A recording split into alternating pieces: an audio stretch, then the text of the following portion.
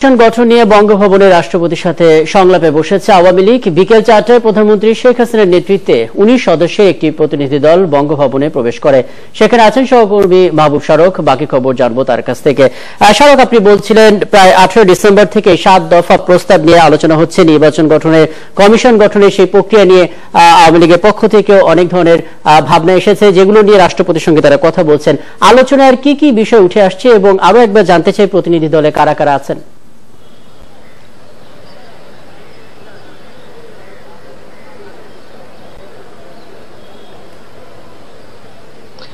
রাকিব, আমি যদি ছোট্ট করে বলি যে এরই মধ্যে আমরা জানতে পেরেছি মোটামুটি 4 দফা প্রস্তাব রাষ্ট্রপতির সাথে। এই প্রস্তাবগুলো নিয়েই প্রধানমন্ত্রী শেখ হাসিনা এবং তিনি যেহেতু আওয়ামী লীগের সভাপতি, তিনি 19 সদস্যের প্রতিনিধি দলের নেতৃত্ব দিচ্ছেন এবং বৈঠক 4টায় শেখ হাসিনা তিনি ঢুকেছেন এবং এখন পর্যন্ত কিন্তু বৈঠকটি চলছে।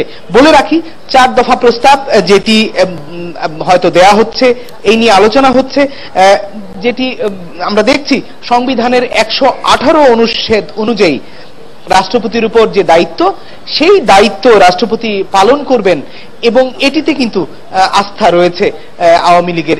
এই বক্তব্যটি অন্তত রাষ্ট্রপতিকে জানিয়ে দেওয়া হবে এবং রাষ্ট্রপতি যেরূপ তিনি যাকে উপযুক্ত মনে করেন এবং তাকে যাকে যোগ্য মনে করেন তাকে নিয়োগ দেবেন এবং সেই নিয়োগের প্রক্রিয়াটি তো জানাই আছে। আমরা জানি যে রাষ্ট্রপতি প্রধানমন্ত্রীর পরামর্শক্রমে তার সাথে পরামর্শ করেই এক সিদ্ধান্ত নেবেন এবং নির্বাচন কমিশন গঠনে একজন প্রধান নির্বাচন কমিশনার এবং 4 জন নির্বাচন কমিশনার নিয়োগ তিনি দেবেন। এবং এর মধ্যে বলে রাখি আপনাকে যে 8ই ফেব্রুয়ারি এই নির্বাচন কমিশনের মেয়াদ শেষ হচ্ছে। তার আগেই নির্বাচন কমিশনে আজকের যে প্রস্তাবনা, যেটি আমরা দেখছি যে নির্বাচন কমিশন গঠনে আইন প্রণয়নের একটি প্রস্তাব আওয়ামী লীগের তরফ থেকে রাষ্ট্রপতির কাছে দেয়া হবে।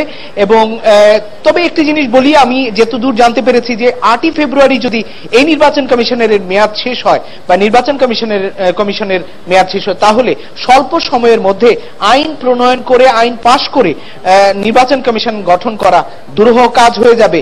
সেই কারণে এখন আপাতত 118 অনুচ্ছেদ যেটি নির্বাচন কমিশনে গঠনে সংবিধানের যে প্রস্তাবনা রয়েছে সেটি রাষ্ট্রপতি প্রয়োগ করবেন বলে রাষ্ট্রপতিকে জানাবে আওয়ামী লীগ। সেই প্রস্তাব দিতে পারে এবং একই সাথে জাতীয় নির্বাচনে ভোটিং পদ্ধতি সেটি যেন চালু করা হয়, এরকম একটি প্রস্তাব আওয়ামী লীগের তরফ থেকে দেয়া হতে পারে।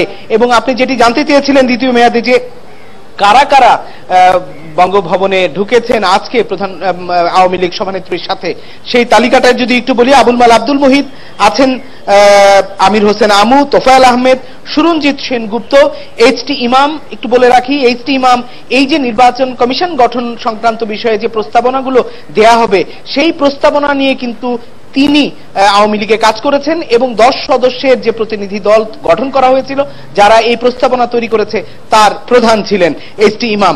এবং একই সাথে ইউসুফ হোসেন হুমায়ুন, এম জমির, মতিয়া চৌধুরী, শেখ ফজলুল করিম সেলিম, মোহাম্মদ নাসিম, সাহারা খাতুন, সৈয়দ আশরাফ, ওবায়দুল কাদের, দীপু মনি, জাহাঙ্গীর কবির নানক, আব্দুল মতিন খসরু এবং আরেকজন আওয়ামী লীগের। শারক, আপনি বলছিলেন যে 4 দফা প্রস্তাবের কথা, সেখানে নিশ্চয়ই নারী নির্বাচন কমিশনের চাওয়ার যে প্রস্তাবটি ছিল সেই প্রস্তাবটি আপাতত থাকছে না এই জায়গায়। আরেকটি বিষয়, এই বিষয়ে আনুষ্ঠানিক একটি ব্রিফিং হওয়ার কথা, কখন হবে এবং কোথায় হবে মাহবুব শারক যদি জানাতেন।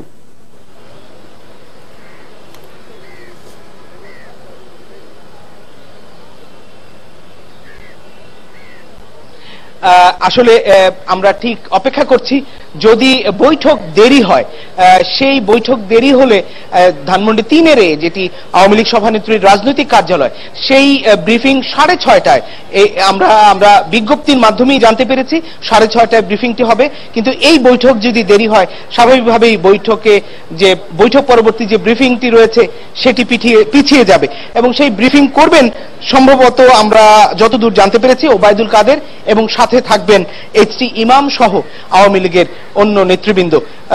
এবং আপনাকে একটি গুরুত্বপূর্ণ জিনিস বলে রাখি যে নতুন নির্বাচন কমিশন গঠিত হতে যাচ্ছে, সেই নির্বাচন কমিশনের মেয়াদ হবে 5 বছর, যেমনটি আগের নির্বাচন কমিশনের মেয়াদ ছিল, সাংবিধানিকভাবে এমনটি হয়ে থাকে। এবং এই কারণে আগামী দিনে নির্বাচন অনুষ্ঠিত হতে যাবে 2019 সালে জাতীয় নির্বাচন, সেই জাতীয় নির্বাচন কিন্তু এই নির্বাচন কমিশনের অধীনেই হবে।